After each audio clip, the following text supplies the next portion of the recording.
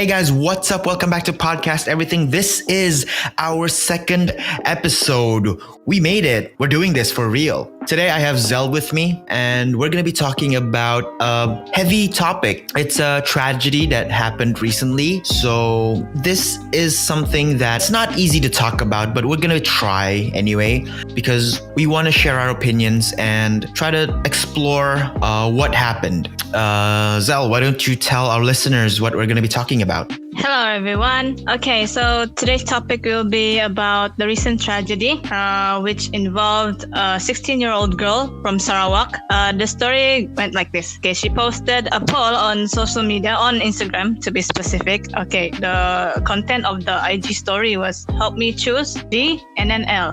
The poll was between D or L. There were more than half of the people chose D instead of L. So D actually meant death and L meant life. So after the poll, she took her own life and it made national headlines. So that's what happened. That is a heavy topic to talk about. So before we start, we just want to tell everyone that we are not experts. We're not expert psychologists. We're not trying to be internet psychologists. We're not trying to convince anyone that our opinions are correct. And we'll try to be as respectful as possible. What we want to do is just discuss and explore what happened. Hopefully you guys enjoyed this podcast. So let's start. Zell, what do you think about the whole tragedy in general? In general, of course, it is sad. But the thing is, to be honest, the content of her poll on her IG story, it was vague. Yeah, so if I were to follow her on Instagram, I would not know what she meant by D or L, because it could have been like a game, the initial character of a game, or the initial character of a title of a book, or a brand. Yeah, That's what my first impression was. What's D and L? Nobody would have thought D is for death or L is for life. And also, why would people want her to die instead of living? That's mean. You could encourage her to live. What? Yeah, true, exactly. Like, I think I'm in the same camp. Like, when I heard the tragedy, I thought like, whoa, that's sort of mean, like die and live, and people voted die. And then when I read the headline and I checked the content of the article, she posted D and L. And okay, then, I was like, how did people know D stands for death and L stands for life? Because that's really vague. I would have thought it could have been anything. It could have been asking for like, what TV show should I watch? D and L, like, because I don't know her. She could have had like an inside joke with her friends, like D L, someone she liked, or maybe a brand that she uses. Or because of my ignorant self, it could have been like a shirt size, L for large, D for, I don't know, dynamic. It could have been anything. Yeah. I'm partly confused. And also, like, yes, it's sad. Like, this shouldn't have happened. People should have reached out to her. But DNL was too vague, and I wished she would have, instead of posting that, at least maybe talk to someone before doing it. I'm sure someone would have reached out to her. At least that's what I hope. And I also wish she would have reached out to a professional or a close friend. There's more to the story, so let's talk about that. Okay, from what I've read, it was because of her stepfather. The stepfather left her for another family. So because she was close with her stepfather, but ever since the stepfather was not around, so she became depressed. And then I'm not sure of her relationship with her mother, but I guess it's not that okay. That's why she felt sad and broken. I read the article. It said she came from a broken family and all that. So I think the situation in her family made her thought that way. And to think that someone had reached out to her, maybe, I don't know, but I think she kept it all inside. Even though she expressed it, people would usually say just get a grip or just forget about it. For people with depression, those kinds of words, they're not helping, because depression is a very overwhelming complex feeling. Issue. Complex issue and an overwhelming feeling. By assuming that we are giving advice by saying get over it or get a grip, it doesn't work. So it doesn't help at all. She should have seek professional help. I think she did not seek professional help because the first thing is because of the stigma on mental illness. When you say stigma, can you as in elaborate on that? In KK, to be specific, we have Bukit Padang. And in Semenanjung Hill, we have Tanjung Rambutan. Okay, when people say he is from Bukit Padang, okay, and then sometimes we tease people saying, "Oh, you're crazy. You should go to Bukit Padang." But actually, Bukit Padang is one of the facilities that this country has that helps people with mental health. But majority of the population, we don't have mental illness, so that is why there is a stigma that says if you go to a mental health institution, that means you are crazy. For now, we still see physical health is more important, but we don't really focus on mental health. But actually, mental health should be treated as the same as physical health. All right, so just to be clear, we're not saying that you should ignore your physical health and only focus on your mental health. They're both related, and if your mental health degrades, your physical health follows, and vice versa. Let's go back to the topic. Her situation was very complicated, so that's part of the reason why it stopped her from reaching out. Maybe she thought that even if she tried going to see a psychiatrist, it probably wouldn't help. Maybe she's not aware of the mental health institutions that existed around her area.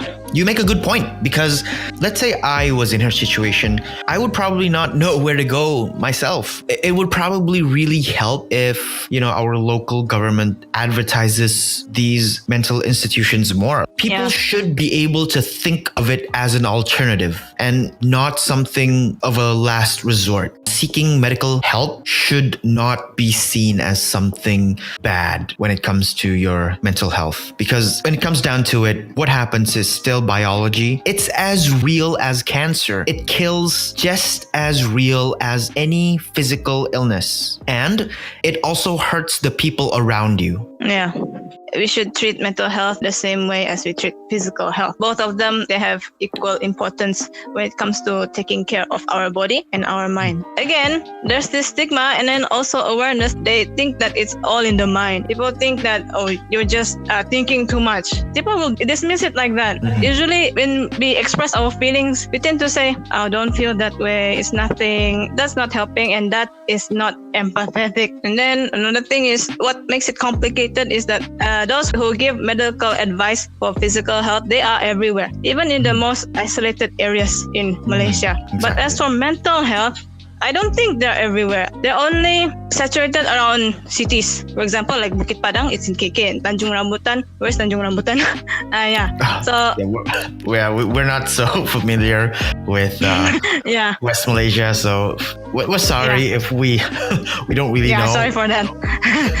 But at least I think such mental health institutions, they're saturated in big cities. I was at this hospital, and then that hospital, they give advice on mental health, but only the psychiatrist or the doctor, they only come to that hospital once every 2 weeks. So the patient, they have to have appointments. So the doctor won't always be there in that hospital because the doctor is at the city center's hospital. So that hospital is not the city hospital, it's like the town hospital. So I think that is why we don't see people going to mental health institutions, because they're not everywhere. It's limited. Yeah. We need more public service announcements about where we can find a mental health center. What do you think about the people who voted D? I've seen some people say that whoever voted D should be held responsible for murder. I know we've touched about this before, but what do you think? I think most of them, they don't know what they are voting for. Because why would you wish someone to die? To say that they'll be held responsible is, I think that's an exaggeration. But I think most of the people that voted D, they don't know anything. They don't know what they're voting for. I think, and I'm being optimistic, a lot of the people who voted D didn't know what they were voting for. It showed in the final results of the poll. People wanted her to live, but it's too late. She just took that last step, and I can imagine a lot of people got hurt because of that. If you voted for D and you didn't know what that meant, this could scar you. Obviously, if you voted for D knowing what it meant and you maliciously thought like, yeah, you should die, then yes, you should feel bad.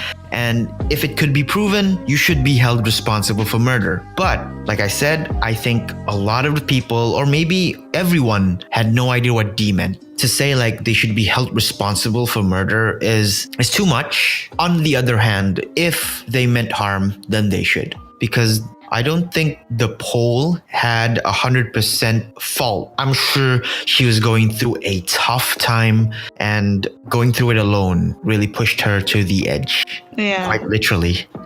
For those who left the mean comments on her IG, I think they don't know anyone who is suffering from depression and who know anyone that committed suicide because of depression. They don't understand the struggle. Yeah. But I think if they know anyone, like for example, maybe their close family members or close friends who had gone through that same thing, I think they would be more empathetic and sympathetic. So have you ever experienced something like this? Have you ever had a friend who was depressed, committed suicide, or anything resembling this tragedy? I have a few that had experienced depression, but they seek medical advice. This close relative of mine, he had a friend who committed suicide. So he told me, the friend asked this relative of mine, what happens if I committed suicide? He asked that exact question. What happens if I committed suicide? And then my relative, he said, oh, I don't care, just do it. Maybe he was not serious about it. He was not serious about it. I think he was just playing around because he did not expect that he really commit suicide. And then a few weeks after that, I don't know, a few weeks or a few months, he suddenly committed suicide. Yeah, that relative of mine, he called home. Okay, he called and he cried. He was devastated, and maybe I think he regretted what he said. Yeah. Obviously, like that is that's heavy. I mean, suicide is not something that you can take back. It's not something you can fix. It leaves a lot of questions, and it doesn't even leave closure. It's a horrible feeling to have. I don't think it ever goes away. This relative of mine, he himself experienced depression. Fortunately, he did not commit suicide, although he did feel that he sometimes, like, he would jump off a building. Sometimes he felt that way. But then he looked for medical advice, and then now he's okay. He took like medicine, but now I think he doesn't rely on medicine anymore. He relies on a technique called mindfulness. So right now he's doing okay. All right, so let's try to close this topic. So after this tragedy, do you think that it'll change how you use social media or how you see social media? I think if we look at it more broadly, it's actually how we perceive people with mental problems. For example, that girl, she posted a status on Facebook saying that I want to quit my life. That is when we, as someone who was reading the status, we should realize that this girl is not overreacting, that she is not attempting to gain attention. It's just that she needed some help. Because some people, maybe they just scroll and they feel like, oh, this girl has some mental problems. Oh, not my problem. And then they'll just dismiss it. This thing is a very complex issue. I agree with you when you say if we find or we see someone on social media who's trying to reach out, what's the harm in, giving a helping hand or reaching out? We should educate ourselves more on mental issues, be more aware, be more mindful. And I would also say that the government should really do more PSAs on how and where to get help. So I think that's what I would like to add one more. All right. Okay. As individuals, we have friends and family, and sometimes we don't know what they're going through, but I think we should, from time to time, we should ask them, are you okay? We should be aware that people with depression, they smile on the outside, but inside they are hurting. So those who are smiling and laughing their faces off, those who are smiling, sometimes they're faking it. Maybe they don't want to burden us with their problems, but actually they are facing a problem deep inside. So I think it would be good for us as a good friend and a good family member to always ask if they're okay, how are they doing, and whatnot. Yeah, I think we've covered as much as we can about this tragedy, about this topic. So again, disclaimer, we are not experts. We are not psychologists.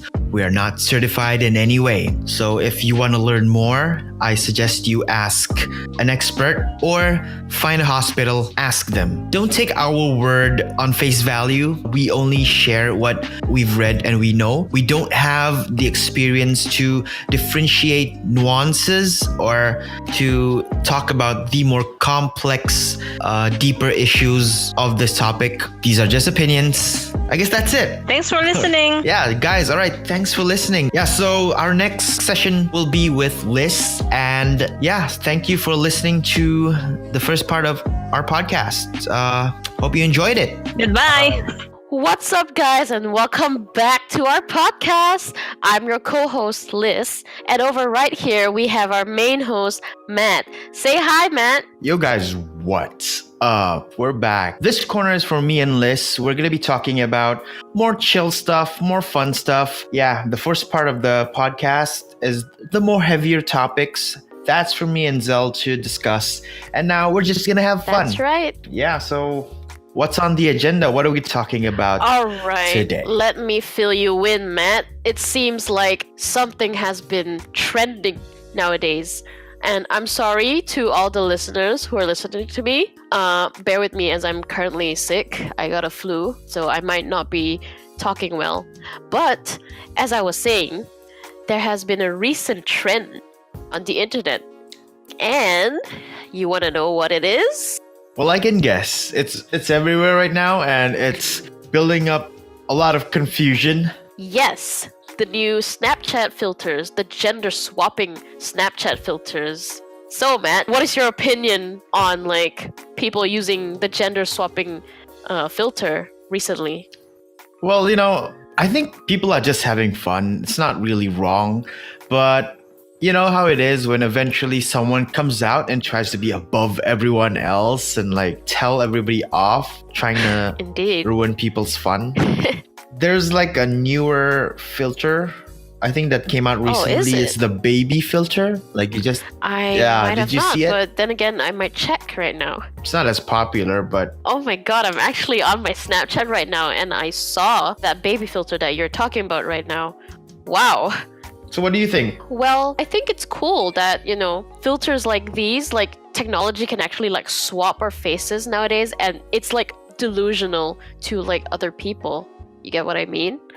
I think so, but if you look at it properly, like a lot of the gender swap faces, they kind of look alike. Do they? Yeah, maybe I don't have a large enough sample, but I think like a lot of the faces that are gender swapped have like a similar look. Oh. I don't right. know, probably. Some guys who used the female filter actually look kind of different and not gonna lie, they look hot, don't you think? Well, I think so. I mean, they don't look like their male counterparts anymore. Like it's legit another face. Exactly. And it's a girl. Exactly. And that's So- why a lot of people on the internet nowadays, they get so like confused, like, is this a guy or is this a girl? Like whenever they, especially like on Tinder or Bumble, for example, nowadays people would just immediately swipe right. Wait, is it swipe right? Is Yeah, it I haven't swipe been right? on Tinder in a while. Yeah, as I was saying, people would swipe right immediately on like hot and attractive people, but then on like in reality, those are actually people who are with the Snapchat filters, and I feel like that is actually kind of dangerous in a way. What do you feel is dangerous? Like people who are desperately like in need of a date, they go on Tinder and Bumble, right? Let's say they're desperate to find a significant other, and suddenly this dude who's using a female like Snapchat filter suddenly pops up on this guy's phone, and immediately the guy thinks, oh shit, this is actually a really hot girl. I'm gonna swipe right, and I'm gonna chat with her. And once they start chatting, the male who's using the female Snapchat filter will, try to fool the guy. Like you're basically catfishing people in a way. Yeah, not like basically catfishing. It is catfishing. Yeah, exactly. Yeah, It is catfishing, and I think that is dangerous. Obviously, some people are gonna abuse it, and there's gonna come a time where we'll get tired of it. We'll move on, just like every other trend. I don't think it's a problem for me because I don't use Tinder. I'm not on Bumble. I've Okay. never even heard of that. So it's not a problem for me. All right. I'm good. All right. But then What again, speaking of Snapchat filters right now, have you actually ever tried the female Snapchat filter by yourself? Yeah, I mean, it's funny. I kind of look like my sister, I think. Oh, that's cool. Do you think you're hot? after putting on that filter? I think I look okay. Obviously, the filter is meant to make you look hot, so at least semi-attractive, I guess. Like, I feel like there's 1% of the people out there that don't actually look good when they put the filter on. You get what I mean? Oh, okay, I got it. Probably. I guess there's some poor bastard out there who's like, I probably look hot like a girl. And they just didn't. But that's kind of sad for them, don't you think? Well, maybe. What do you think? To be honest, it is kind of sad. And I'm not saying that you're ugly, but I'm just saying that shit is probably not for you. And you probably need to stay away from those filters. And you should embrace your own natural beauty within, you know? And that message comes from L'Oreal. All right, so let's talk about our next thing. There has been something that's been bothering me, and All I right. want to share it out. I've actually heard this again from a local radio here. Here goes. The question is, do you think it's fine for a married person to look at other attractive people? What do you think, Matt? Wow, this is very close to a trap question.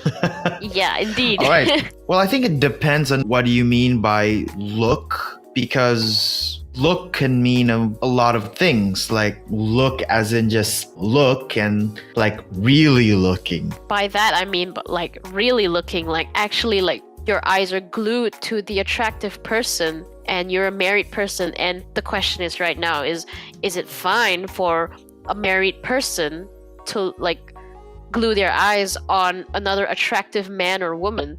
That would depend on the relationship they have with their partner. For Exactly. some people, just looking and acknowledging someone else is attractive is fine for their partner.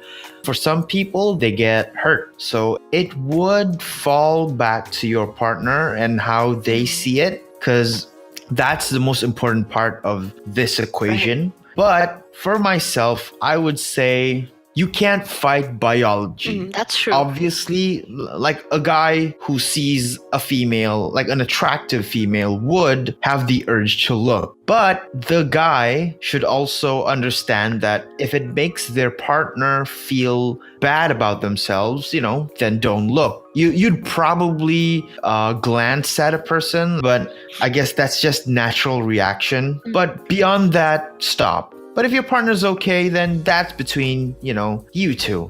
How do you think? Like, if your boyfriend looks at another attractive girl? Well, I mean, sometimes, as a female myself, I would definitely have that tendency to get jealous when, let's say, my significant other is looking at another girl. Then again, I tell myself, Liz, it's okay.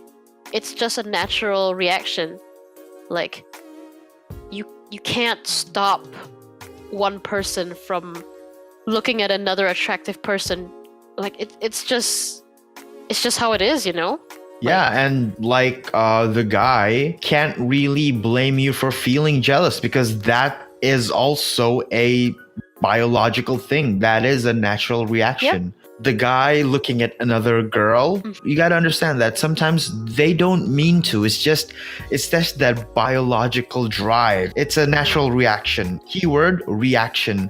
Yeah, so that's all we have. I hope you enjoyed this session of the podcast. I hope you enjoyed the whole session of the podcast, including the one with Zell. Yeah, Liz, anything to say before we go? Do stay tuned for more of Liz rants. You can hear my opinions on things in general, basically. Just so you know, we're trying to find a suitable name for this section of the podcast. We're tied between the listener's corner or Liz rants. So you know what? Why don't you guys vote? For now, that's all the time we have. Thank you for listening, and see you next time. Podcast everything.